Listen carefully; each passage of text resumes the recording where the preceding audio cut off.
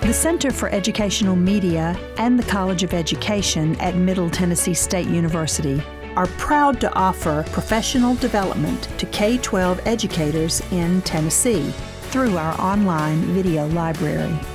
These videos are aligned with standards set by the Tennessee Department of Education.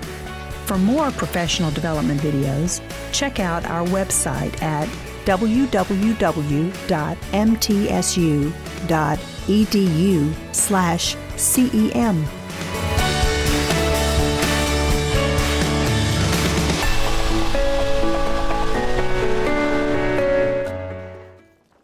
I'm happy to present two people who were nominated by you.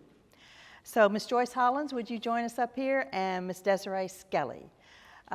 Joyce Hollins and Desiree Skelly are school counselors in Williamson County, and they were nominated by the School Counselors Collaborative, and they're going to present today.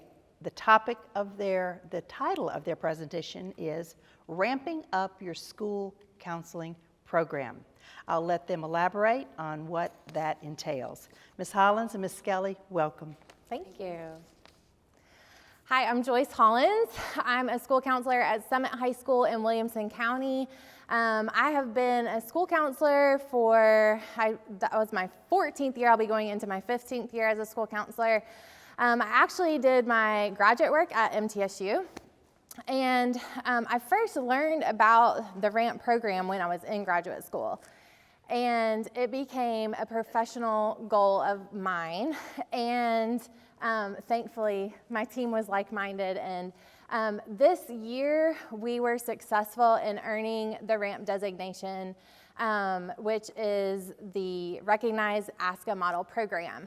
And so we wanted to share our experience with you, and if any of you are interested, kind of know where to get started. If it's not something you're interested in taking on the project, because it is quite a feat, then how this can help you build your comprehensive school counseling program.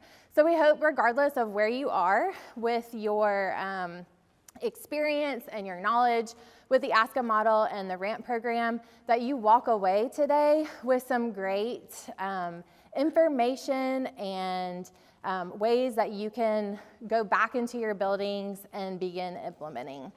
So I also want to introduce Desiree Skelly. You want to say something about yourself? Yeah, so I'm Desiree Skelly. This will be my second year as a school counselor. I just graduated from the MTSU counseling program this May. So I kind of jumped headfirst into the RAMP process at Summit High School. And so I'm excited to kind of share a little bit today with y'all. Yeah. So Desiree has the unique experience. I don't think many first-year counselors, job-embedded counselors, can say that they have ramped. So we were very lucky that she came in at the time she did and was willing to jump in and be right in there with us in completing our application. So we'll talk a little bit more about the process in a little while.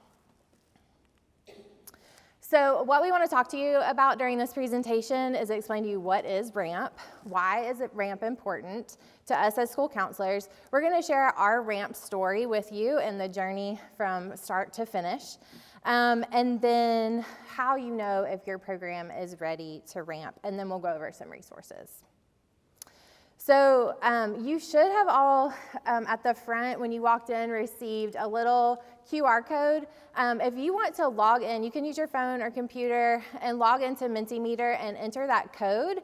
We're going to do a little bit of interaction so we can know who is here today with us and what your experience and knowledge is at this point.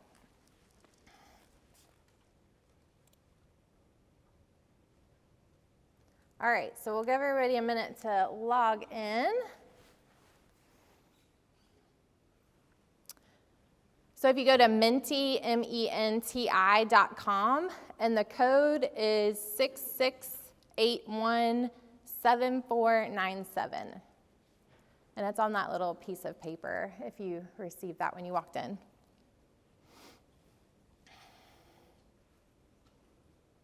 They're walking around. If anybody needs one of those, you can just raise your hand.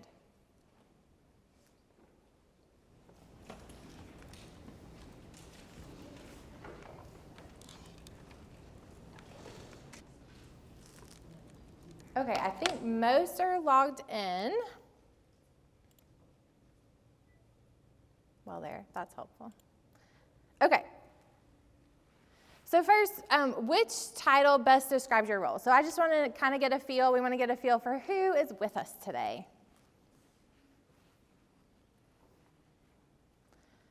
While you're doing this, Mentimeter is a great tool when you're in the classroom for classroom lessons, for interaction with students.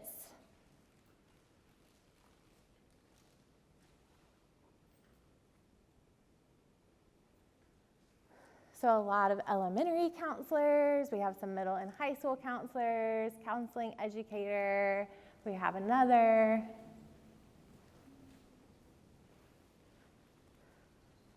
So good mix. Awesome. Okay. So for this next part, I just want you to turn to a neighbor, someone around you, and have a quick discussion. And the 3 questions I want you to answer when you're in your partner share is, what is your experience with RAMP or the ASCA model? Are you interested in ever applying for RAMP? And what do you hope to get out of this training today? So if you would just turn to your neighbor and have a quick conversation about those 3 questions.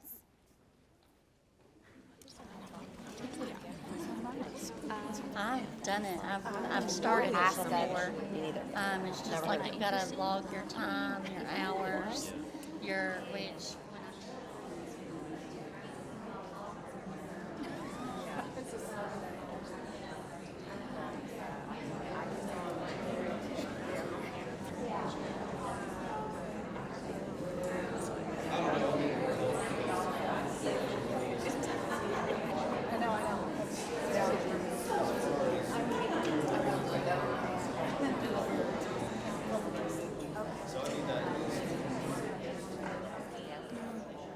So I'm just like, okay, but I do know it's a lot of work. That's what I do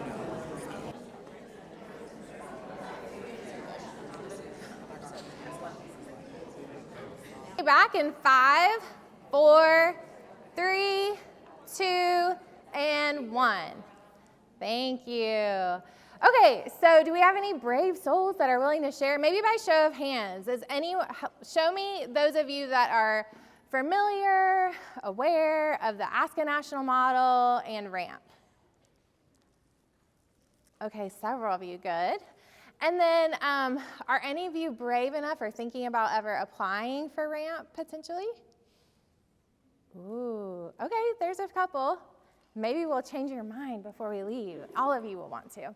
And then would anybody be willing to share what you hope to get out of this presentation? Could be anything. Anyone brave? Yeah, thank you. Wait for the microphone if you don't mind. So we were just talking. I'm interested to see how this would work in a situation where there's just a single counselor. Okay. You know, and not like a whole counseling department, because Yes. I feel like that's the situation that many elementary Absolutely. school counselors are in. Okay, we'll make sure we speak to that. Thank you. Anyone else?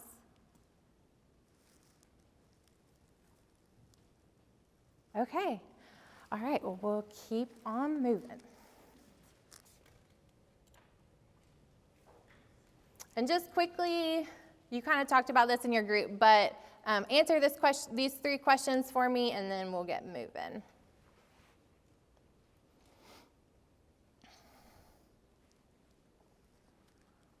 Mentimeter is also a great way to collect data. So if you're wanting to do some check-ins during classroom presentations or small groups with your students, Mentimeter is a great way to collect the data.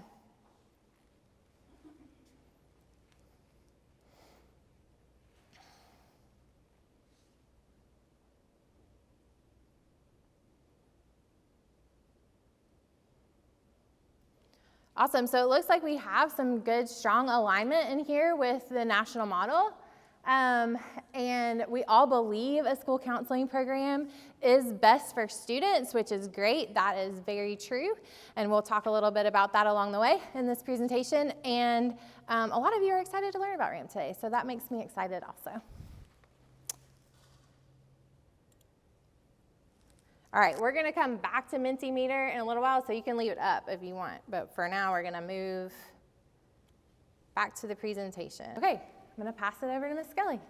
All right, so I think a lot of you raised your hand when you, of how much you kind of knew about RAMP, but we kind of wanted to do an introduction for those that may not know as much, or it's may been a while since you have talked about RAMP. So RAMP stands for Recognized ASCA Model Program. It is in alignment with the ASCA National Model, which we'll talk about in a few minutes. It's evidence of our direct and indirect services, our program planning, and then also our improved student outcomes, those being in achievement, attendance, or discipline.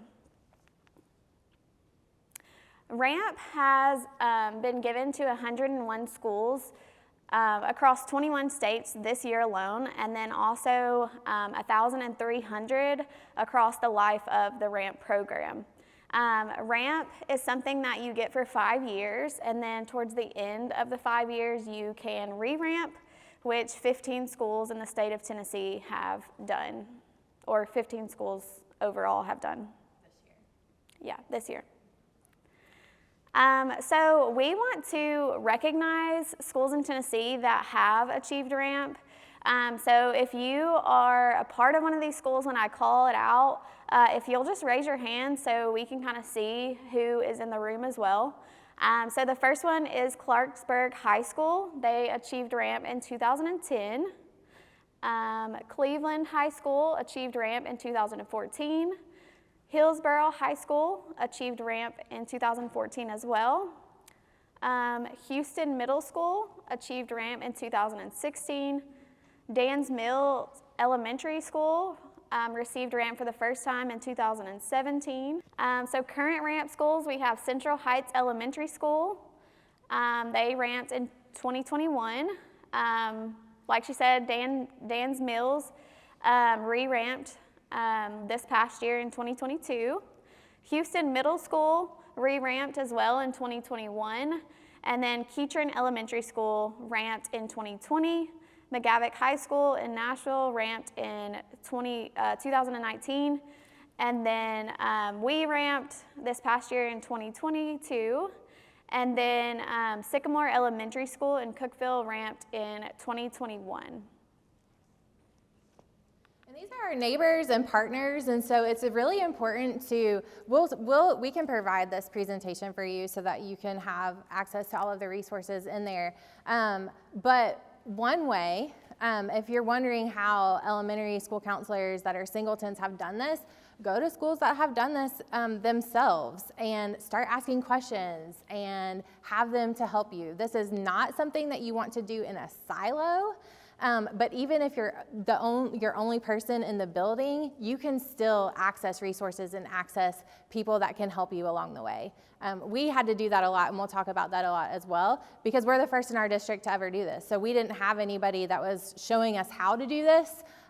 So we really had to fight to kind of find our own way.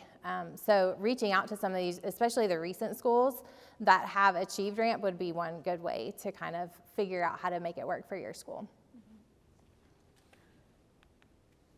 Okay, and then since the RAMP is aligned with the ASCA National Model, we also wanted to go through that as well. Some of you, hopefully all of you have seen this, but if you haven't, we'll go over it. So we'll start with Define, which is at the bottom. Define is our student and professional standards that guide our school counseling program. So those are like our ASCA student standards, our ethical standards, and our professional standards. So these are what tell who we are, what we can and really can't do in our program, and they're a way that we stay in line with ASCA. And I will add too that the ASCA National Model is in its 4th edition. I've heard that they are currently working on the 5th edition. So the state of Tennessee is working really hard to also stay in alignment with the ASCA model as much as we can. We are doing some work on the State Advisory Council to update our current Tennessee state counseling model to also reflect some of the changes in the 4th edition, and maybe even the 5th by the time we get there. And so to look a little deeper, we pulled up the ASCA student standards. These are our mindsets and behaviors that we use for student success. There's 6 mindset standards, and then there's 3 categories of behavior standards. So these are things that we pull for like our lesson plans and things like that to make sure we are helping students be successful. These may look different compared in the different levels that you may work. So what we use at the high school level may not be what someone in the elementary school level uses.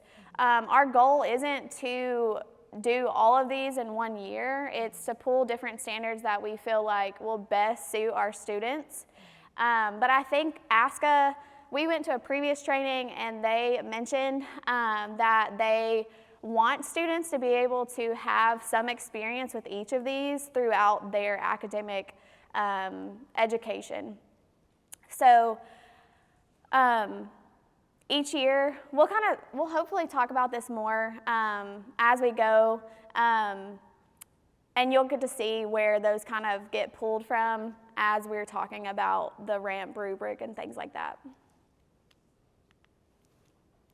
So the next part we want to talk about is the manage. It's over here on the right of the triangle, of the square. Manage has 2 parts. It has our program focus and then our program planning. So program focus is our beliefs, our vision statements, and our mission statements. These are in alignment with also what our school is going for and what our district is going for. So we want to make sure that we are not working in isolation and doing our own thing, but also working towards what our school and our district are also wanting. The program planning part, so on this we have our school data summary, our student outcome goals, our action plans and our lesson plans, as well as our annual administrative conference, our use of time calculators, and our calendars. And then we also have our advisory council that's a part of this. And I will mention the annual administrative conference, you may have heard it as the program management agreement. It's the updated form of that. So it's more of a conversation between counselor and administrator, but there is another template that goes with it. But it's pretty much the same, very similar to the old program management agreement. All right, and then next we'll move to the other side and talk about Deliver. Deliver is the services we provide. So as school counselors, we provide both direct and indirect services. Our direct services are those face-to-face services with our students. We can do that individually, in small groups, and in classrooms. This is like in counseling or instruction or appraisal. And then our indirect is what we do on behalf of our students. So we have consultations, we collaborate with others. I know in our building, hopefully in all of your buildings, you collaborate very closely with your principals, maybe social workers, other long-term counselors, and the teachers and parents as well. And then this is also when we make referrals and get our students maybe more help that they may need. And the goal with direct and indirect is 80-20. So 80% in direct service and 20% of your time in indirect service. That's the goal, something to work toward. Okay, and then at the top of the diamond, we have assess. So it's very important you put all this into place, but we need to know how effective it actually was. So we want to make sure we're looking at all the things that we've done, taking in the data that we've collected, doing our program assessments, doing our results reports, and also our school counseling assessment and appraisals to see where our program is at the end of this process. So you can't do that assessment piece without data. I know y'all love that word, right? Yes, you do. So we wanted to have a little talk about data just to make sure you know what data you should be looking at as a school counselor and how the best ways to collect some of that is. So we're not going to spend a whole lot of time on this piece, but we at least want to do an overview and introduce you to the important pieces of data that you should be looking at as school counselors. So the first is participation data. So your participation data is the who, what, how many. So you are going into a 4th grade classroom to teach a lesson on bullying, and there are 30 students in the classroom. If you're going to give that same lesson several times, you can talk about how many sessions you give. That's your participation data. So pretty straightforward, the who, what, and how many. Mindsets and behavior data is your data that you're collecting to see if what you set out to do is what is happening. So are the students learning the standards that you set out for students to learn in your lesson, or your activity or your intervention, whatever it might be? So we do this through pre-post tests. You can do this in lots of different ways. We're high school, so we like to use Google. Our district is Google, so those Google Forms are great because you can set up a pre-post for them. Middle schoolers would be able to do this too. Older elementary school students. You could even do it with younger students if you used faces or colors maybe to kind of indicate a scale. So pre-post test, you want to scale. So you can use, like we did earlier, the strongly disagree, agree, disagree, strongly disagree, or some other version of a Likert scale to assess how well students are learning what you set out for them to learn. So with the pre-post, it's kind of like Christmas for me, because I'm a nerd with data. But I get excited when I'm in a lesson and we've done a pre-post. I'm like, ooh, did they learn? Did they learn? So I love getting back to my office and pulling up the Google form and running the data and seeing if they learned what we intended for them to learn. It's also great because if they didn't, okay, we need to go back to the drawing table and we need to figure out where we went wrong in our lesson, what needs to change, or maybe we need to go a different route and teach it in a different way. Or if there's a smaller subset of students that are still struggling and not getting it, but the majority are, we know we can pull them to do a more specific intervention in a small group or individually, depending on what the data is showing us. The next kind of data is results data. This is the data that your principals are going to care about. So how is what we're doing as school counselors affecting student achievement, attendance, and discipline? We'll talk about our student outcome goals in a little bit. And with your student outcome goal, you want it to target student achievement, attendance, or discipline. I think this is one of the hardest things for school counselors because you're wanting to focus on maybe something not as quantifiable like mental health or, a specific skill. So that the skills and knowledge would be in that mindsets and behavior data. The results data needs to be specifically tied to achievement, attendance, and discipline. So we know that student mental health right now is on the rise and continues to be. So think about how those things, if that's something you're wanting to target, affects student achievement, attendance, and discipline, and break it down there. So look at discipline referrals, look at your chronic absenteeism, look at your state testing scores, or GPAs. Algebra 1 failures is something we looked at when we did our data collection year for RAMP. So you have to drill it down so it's specific to measure achievement, attendance, and discipline. All right, so we're going to go back to Mentimeter, and we're going to do a quiz.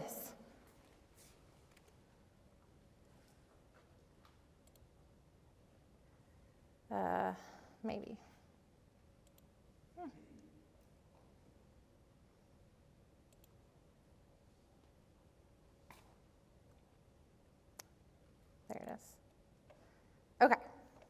So hopefully you're still on there. We're going to quiz our knowledge about data. So for each little statement, you're going to select whether you think it's participation data, mindsets and behavior data, or results data. Okay? Pretty straightforward. All right.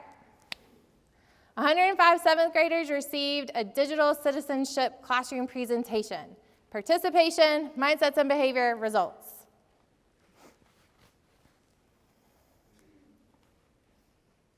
Don't be scared. I don't know who you are on here.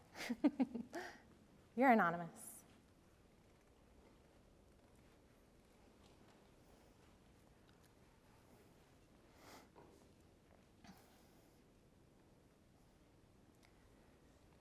Okay, so the majority of you are saying participation data, and that is correct, because remember, it's our who, what, and how many. So we have 105 seventh graders, that's the who and how many, and the what is the digital citizenship classroom presentation. All right, after participating in the small group, the discipline referrals of the group members reduced by 57%.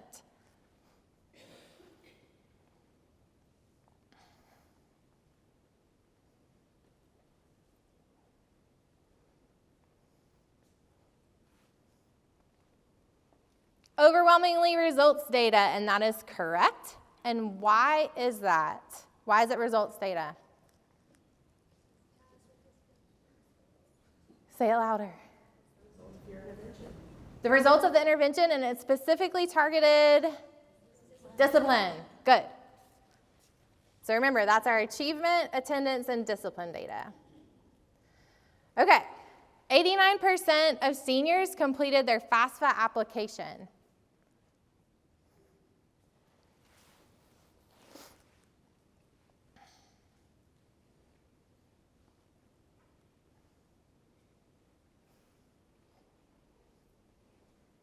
Y'all are data whizzes. This one I think is a little trickier. Sometimes we get mindsets and behavior, sometimes we get results, but you're correct, it is participation data because it is the who and how many and the what. All right, last one. 87% of fourth graders have written a goal using the SMART goal format.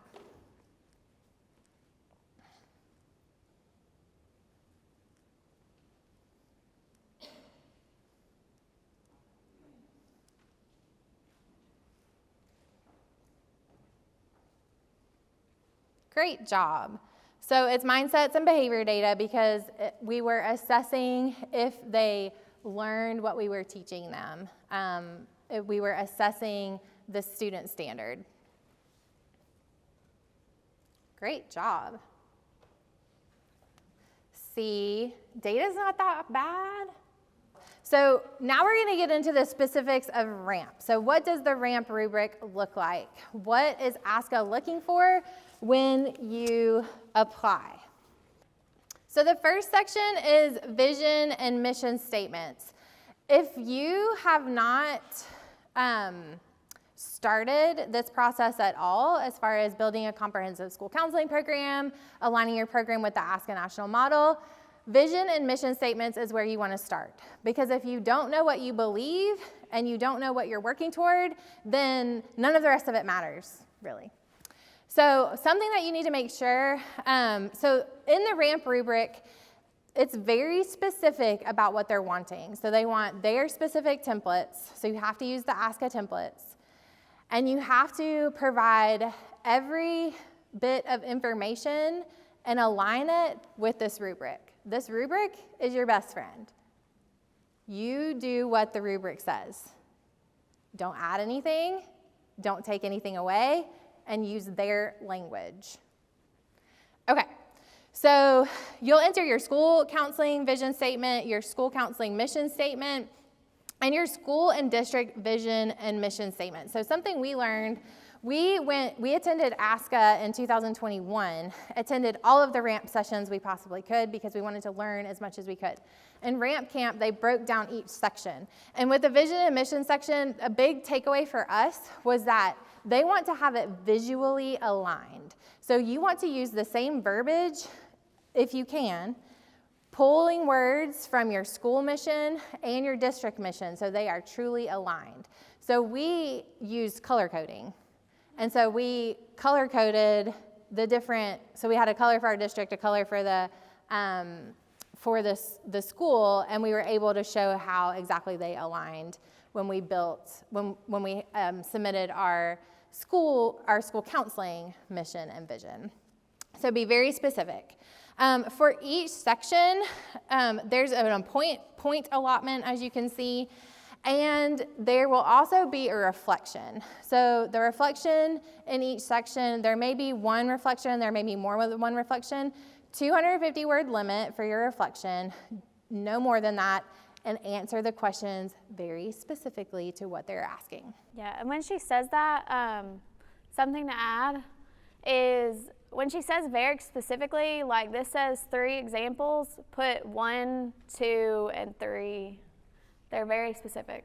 Yeah. Okay, the next section is your annual student outcome goal.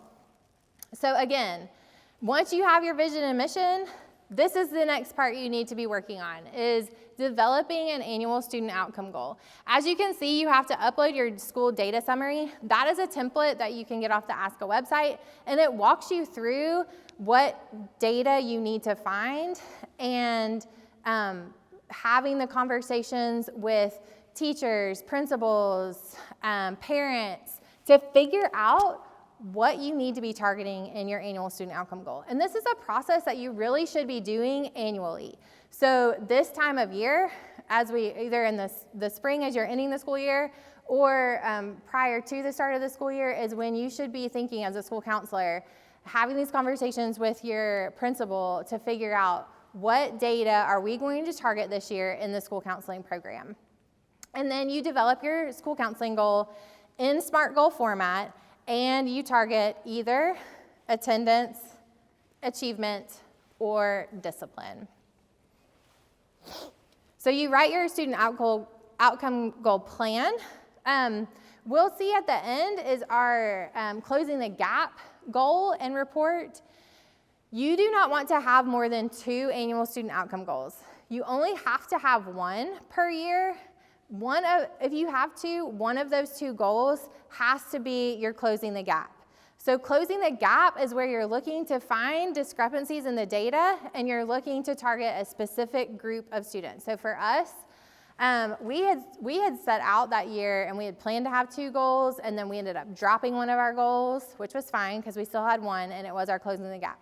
We targeted, like I said earlier, we targeted Algebra 1 failures because we know from research that Algebra 1 is a key indicator for graduation, and so we wanted to target those students that were failing Algebra 1 after the first quarter, and so we set up interventions around that. The next section is your classroom and group mindsets and behavior action plan.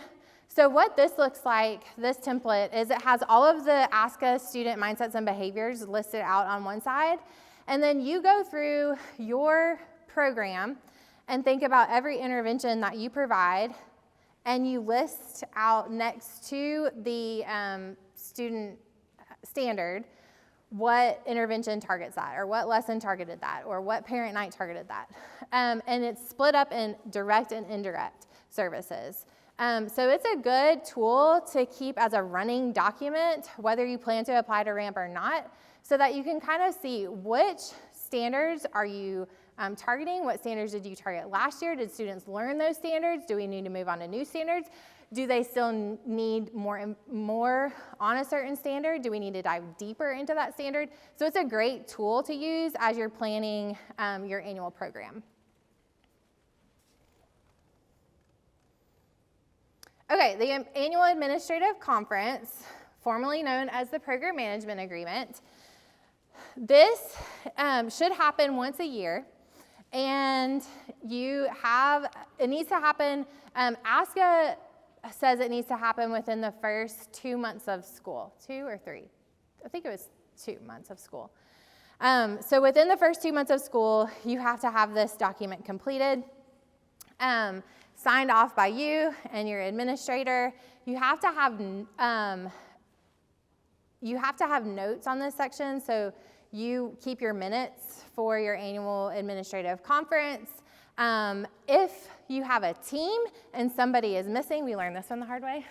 We had somebody who was sick the day of our annual administrative conference, and they still want to show that that counselor had that meeting. So formal or informal, you still need to have the minutes for every counselor that met with the principal. So if you did it individually, which I don't recommend if you're on a team, I would recommend doing it in a group, then everyone needs to be there. You have an individual document. You should have an individual document per counselor. So there are sections of the annual administrative conference that are aligned for the program. So everybody's will be the same.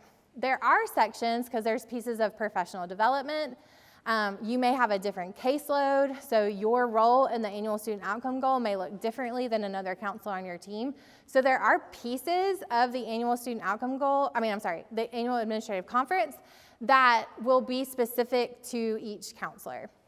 But each counselor needs to complete this document each year and have a meeting, keep the notes with your principal. We've had some great conversations, and honestly, we bring our data, kind of some of the rough data that we've collected to these meetings and have the conversations. This is where, for us, we have found that this is where we really have the conversation of what our annual student outcome goal is going to be that year, because we're able to really hear from our administrators what is important to them, what they want us to target, and then we pick a piece of data. Now, from these conversations, we've also tried to look at the data that our admin team has been wanting us to look at, and we're not able to find a discrepancy there. And so we say, actually, we're doing pretty well in that area, not as poorly as we thought. So we may want to target something different. But it's good to have that open dialogue with your administrators, and for them to really feel it's a great advocacy tool for them to feel like you're working towards the greater good of the school. You're an important leader in the building. The next section is your advisory council.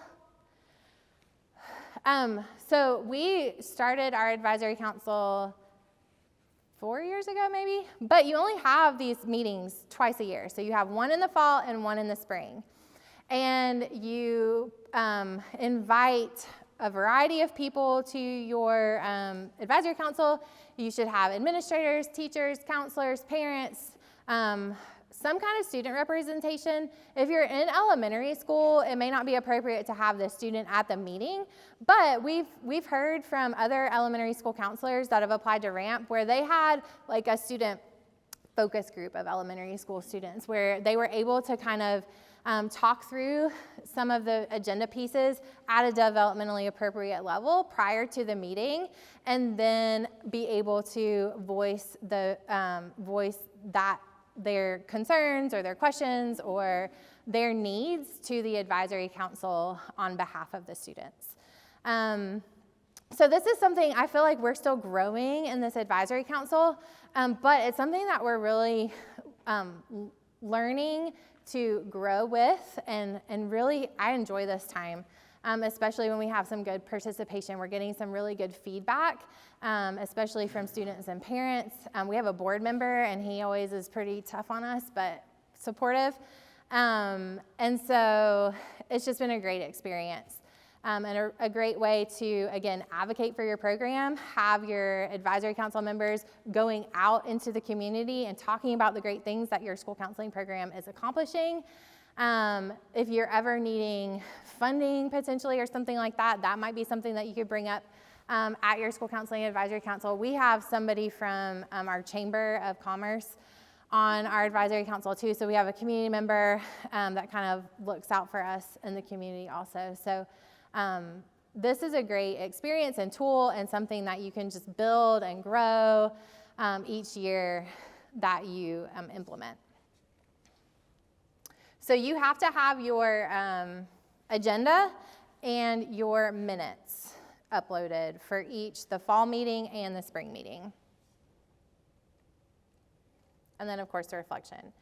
Annual calendar is only 3 points, but it's actually one of my favorite ASCA templates because it's so useful for your program. So having a calendar where you document everything that you're doing for the year, and so you may not know off the top of your head what you're doing all year long. So what we've started implementing, and our administrator has been very kind to us in allowing us to do this, but we have a planning and data day once a quarter.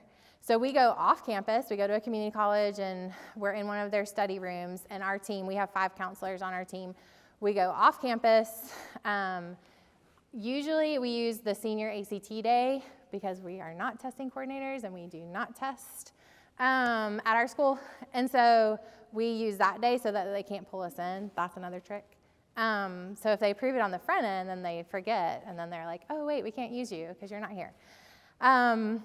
But we go off campus and we look at the data for the quarter and plan for the next quarter.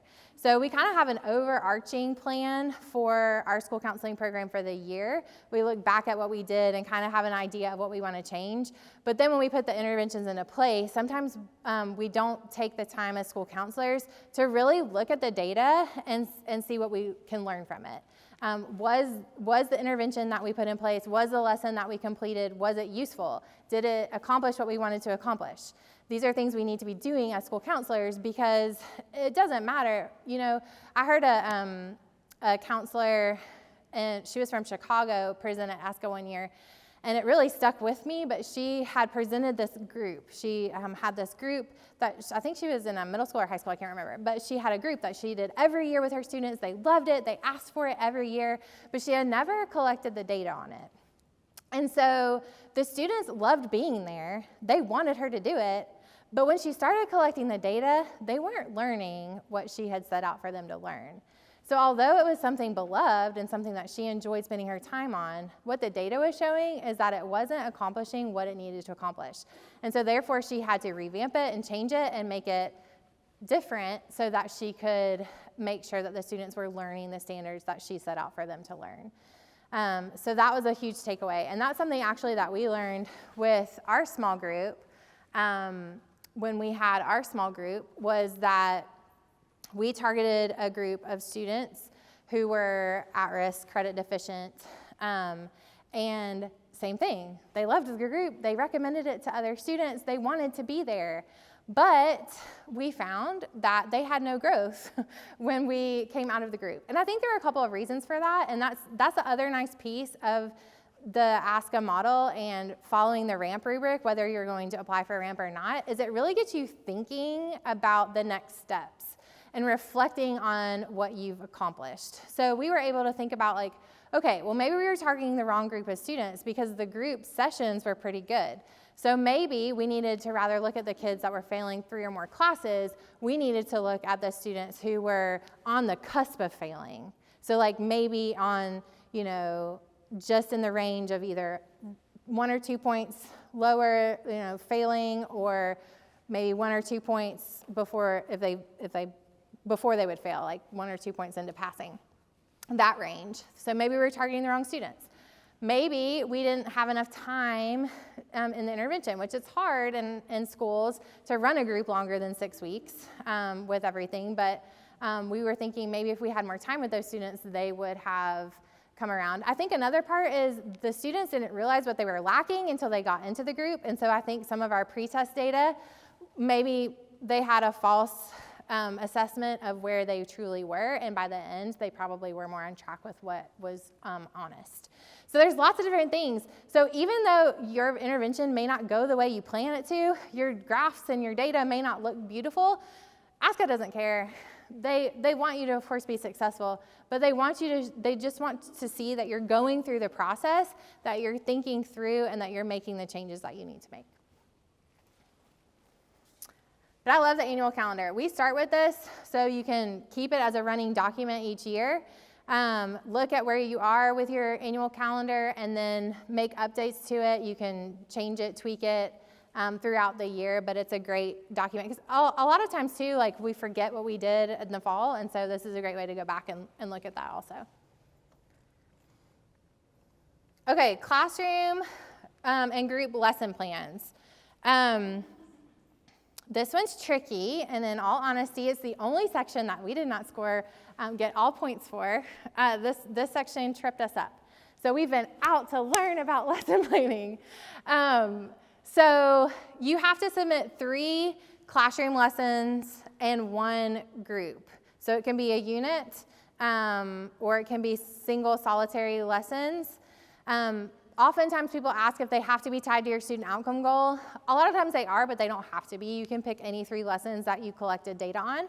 And that's something important to remember too. You don't have to collect data on everything that you do. That would be impossible. So, as you're starting out, pick one thing for the year that you're gonna do your pre-post on, or that you're going to look at the data on, and then grow that each year. Your group has to be, it can be a unit of, I think it has to be at least 4 lessons to be considered a group unit for ASCA. So this is a big piece for ASCA as we learned through this process. You have to make sure that your student standard that you select, and only select one is suggested, no more than 2 standards,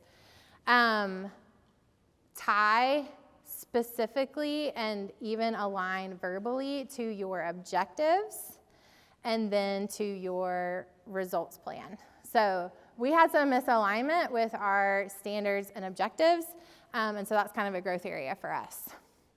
So we love our lesson plan, so we were very sad when we didn't get full points for this, but they told us, it's not about the quality of the plan, it's how it's written and that making sure your standards align with your objectives. So the content of the plan can be great, but if you're not showing specifically how you are setting up a specific standard, how you're measuring that specific standard, then you're not necessarily going to get the results that you need. So classroom instruction results report is just your results from your lesson plans. So you have to have that. And we did fine on our results report. It was just the plan that we had to struggle with. And then same thing with small group reports. This was another area that we struggled in. We'll share in a minute, but we got back revisions. And so if you're close, they don't say no to you. They say, hey, you can submit revisions. And there are some sections you can revise, some sections you can't. Thankfully for us, all of the sections we had issues on were something that we could revise. I think we had to revise all of our graphs, and it was how we titled our graph that was the problem. So we had to go back and retitle all of our graphs. So be very specific and label all of your access and your titles and make sure they specifically say what they're asking you to present. I was going to add too, real quick. Don't be afraid to ask questions. If you don't know something, we asked a ton of people. We had a ton of people in our back pocket to be able to go and talk to. Some of those being ramp reviewers that knew the information very well. So find those people as you're going through the process. Even if you don't have a team to work with, if you're in elementary school and you're by yourself, find those people that may know this, going to other schools that have ramp before, or finding the ramp reviewers. Even the one that directly evaluated us was still able to answer questions for us. So, yeah, thank you. So the last piece is the Closing the Gap action plan. So again, this has to align with one of your student outcome goals. And that's the last section. And as you can see, it's 9 points. So it's actually the highest point value for any of the sections. So this section is really important. And it's the plan and the results together.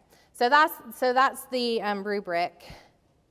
So I suggest spending some time in the rubric and getting to know it so that you can start just assessing where you're at and where you might want to grow this year in your school counseling program.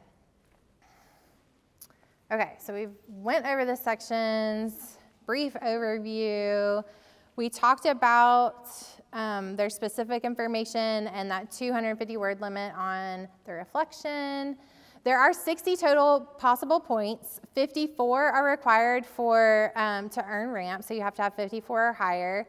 If you do not obtain a score, like I said, of 54, but you're kind of in the close range, they may not say no. They may say, hey, submit some revisions. We knew that going in because we had attended a lot of sessions on ramp, and we were actually hoping for this because, again, we were the first in the district to do this. We didn't have a lot of help. We found help where we could, but we were kind of going in this blind the first time, so we didn't have a lot of people to kind of lean on.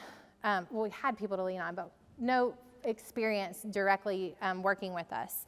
So we were hoping to get revisions if we didn't get it from the first time. So there was a little bit of a disappointment when we first got the email saying, yay, but no, not yet. So anyway, it's okay to get that revisions, and that's when you can have access to your ramp reviewer and ask all the questions. I even sent him things to look at for us, and I argued something, a point on our original score because I didn't agree with it, and they gave it to us. So, things like that. It was great, fun. But they're great resources, and they want you to be successful, so they're going to help you as much as they can. So why is ramp important to us? Well, as we've talked about this whole morning, is it helps you align with the National School Counseling Model, which then also is helping you align with the Tennessee School Counseling Model, building that comprehensive school counseling program. And we know that having a comprehensive school counseling program is what is best for students, and that is why this work is important. It makes sure that we are targeting the things that we need to target. We're targeting the students that need help, that we're providing services to all students.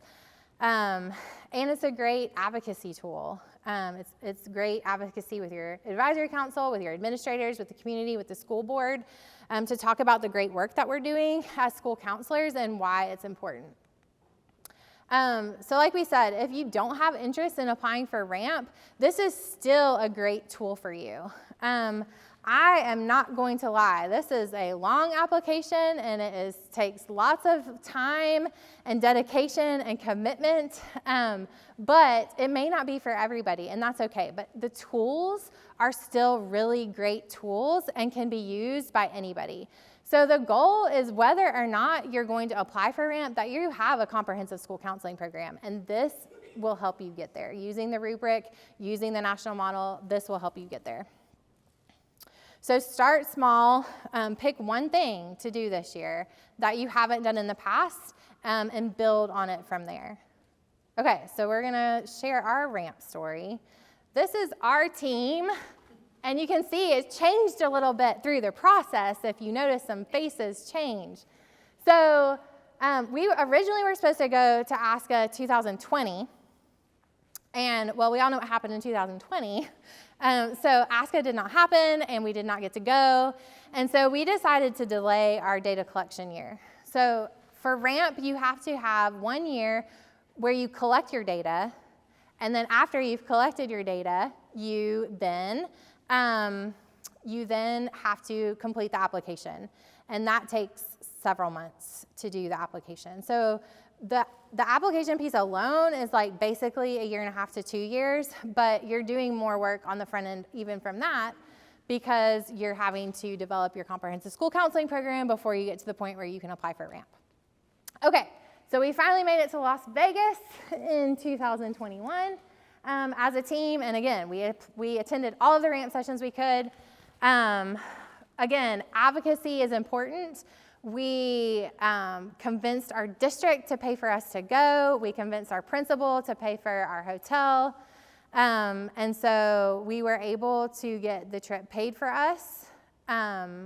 Or maybe it was flight. We did have to pay for something. I think maybe we did pay for our hotel, but they paid for everything else. And so we got there. We attended all the ramp sessions, learned as much as we could. And then the picture in the middle on the bottom, the counselor in the middle is Kelsey Tarr, and she got pregnant with triplets during our process. So in the middle of our data collection year, Kelsey tells us that she's pregnant with triplets. So I've never had news before where I literally had to sit down, but when she gave me that news, I had to sit down. And I was super excited for her, but she is a key member of our team and was pivotal in helping us get through this ramp application. So that was twin day, and we were all pregnant with her that day. And then the picture at the top is the day that we submitted our ramp application. So there must have been something in the water, maybe with the ramp application, I don't know. But we had another counselor that got pregnant also, and she was having some sickness. And so in the end, we had 2 counselors on Zoom the day we submitted our application, the rest of us in the office. We had Desiree came in, Kelsey, not paying for daycare she has 2 other kids too, so she has 5. So she is staying home, but graciously stuck with us through the application process and helped us every step of the way. And then our current team for the rest of the year last year, because when Miss Ball had her baby, she stayed home last spring. So in the end, we had the 4 of us there at the bottom. That's our current team. We do have another counselor coming in to join us this fall. So that's kind of our team from the beginning to the end. Now, I don't necessarily recommend a lot of changes with your team when you're applying for ramp. It's good to have kind of a solid team, but the commitment level is what is the most important. So if you bring new people in, if they're on board, if they're like-minded and they're committed, then you'll be fine. Okay, so our timeline, kind of what I talked through, is July of 2020, we were supposed to go to the conference. We didn't. We went in July of 2021. So our data collection year was that year, August 2021 through June of 2022. That's when we collected all of our data. And then from July through October is when the applications are due. So from July to October is when we worked on the actual application. We submitted in October of 2022. In January, we received notification that we would have to submit our revisions in order to earn ramp. So in February, it was a quick turnaround. It was only like 3 weeks, I think, that we had to work on our revisions and submit. This was also during registration season, so we were really busy and trying to find time when we could to also work on these revisions. And then in March, we received our final notification that we had received ramp. So huge accomplishment. We're really proud. We are heading to ASCA, and we'll get to go to the ramp gala and be recognized at ASCA. So we are all excited about that in a couple days. So a little quote for you. Many of life's failures are people who did not realize how close they were to success when they gave up. Ramp is a huge undertaking. It's a huge feat. Developing a comprehensive school counseling program is a huge feat. But I think some of us shy away from doing it because we're afraid we're going to fail. We're afraid we can't do it. We're afraid we don't have the support. But you can. You can do this. We're school counselors. We do hard things. So I just encourage each of you, like I said, start small. Pick one thing and build on it each year. And you will get there. If this is a goal of yours, you will get there. I'm actually going to be trained to become a ramp reviewer, so you can use me as a resource to help you when you decide that you want to go through the process. Another thing to keep in mind, I think we have some tips maybe. Well, we'll get there. So is my program ready to ramp? There's a great assessment tool to kind of help you walk through. This is what it looks like. So basically, it takes you through each section, and each year, just pull this out, assess where you're at, what needs to build. Even after you achieve ramp, you still want to know where you're at with your program and what you need to build on. Where are your strengths? Where are your weaknesses? How can we grow each year? So this is a great tool to use to decide if you're ready for ramp. Some additional tips: attend all the trainings, webinars, read books, articles. There's lots of social media pages. There's actually a social media page called Road to Ramp. It's on Facebook. Ramp reviewers are on there. You can ask all kinds of questions, and lots of people will help you. If you attend ASCA, and I encourage all of you to try to if you can, attend all of the Ramp sessions, and then talk to the presenters, meet them. That's what I did. And I have reached out to them. I found ways to reach out to them, and they really have been gracious to help us. Even though we weren't paying for consultation or anything like that, they still helped. And I really, really appreciate that, because I don't think we would have made it as far as we did without the help of others. So make sure that you're getting help from as many people as you can. Learn from those who have already been there. And ask for help. Get lots of people to read your application. Something to remember is your ramp reviewer may not be somebody in Tennessee, so they may not know our language and our alphabet soup that we use in our state. So you have to be very specific and think about it. If somebody didn't know anything about school counseling, anything about the state of Tennessee, anything about your school, what would they need to know? And that's important to make sure that you include in there. Expect to make revisions. We already talked about that. A couple of resources, the school counseling, the ASCA website, schoolcounselor.org. They have ramp office hours that you can attend via Zoom. So if you have questions or even just wanting to get started, those are great to attend. The conference we talked about, they do offer ASCA coaching. Hatching Results, if you don't know about Hatching Results, is an awesome resource. They have books. They do some consulting. They do online courses. When I was starting to get interested in data and realizing it was what I needed to improve on to help me in my job, I attended an online course through Hatching Results and scoured their books. And it really broke down the ASCA model in a way that was really digestible and easy to understand and practical, and it had examples. And so I highly recommend that. And then here are just a couple of the ASCA resources. Of course, the national model, the implementation guide. There's 2 of them now. The second one is the guide to the ASCA student standards is new, and we attended a session this summer, and I got my hands on this. Y'all, if I had this when we applied for RAMP, it would have been a game changer, because all of the things that I struggled with, we struggled with as a team, aligning our standards to our objectives, it does it for you. It shows you exactly how to do it. So that book is worth its weight in gold. And then Making Data Work, that just helps you figure out the data and all of those pieces that you might need to still work on. Yeah, there you go. That's what we have for you today.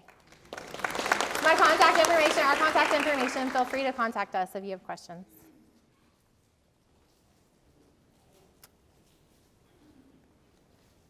Does anyone have any questions today?